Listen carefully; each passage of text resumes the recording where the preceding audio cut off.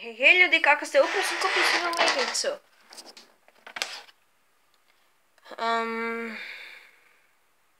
Tom Clancy's Rainbow Six Vegas 2 i Ghost Recon za 250 kuna. No je to super. Sad čekam da mi se igra očita.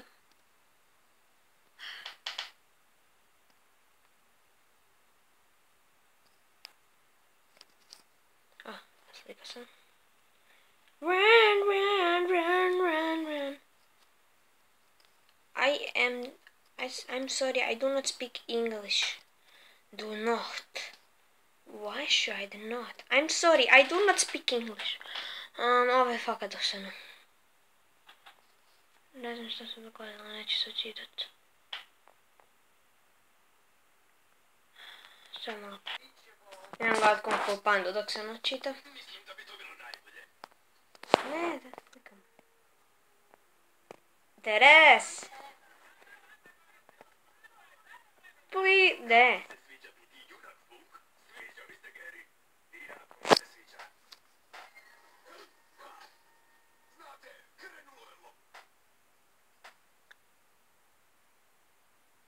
Ok, još malo. Ajmo dalje gledat. Volim gledat Kung Fu Pandu. Umet, bro!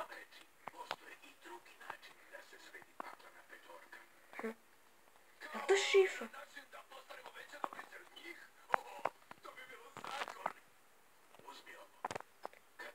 You take the blue pill or you take the red pill?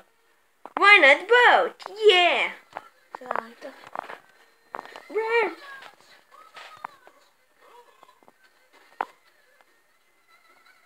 To je bilo to ljudi za ovu epizodu, nam se ste živali, mala glupost i vidimo se u sljedećem videu. The raps, bro! Pozdrav!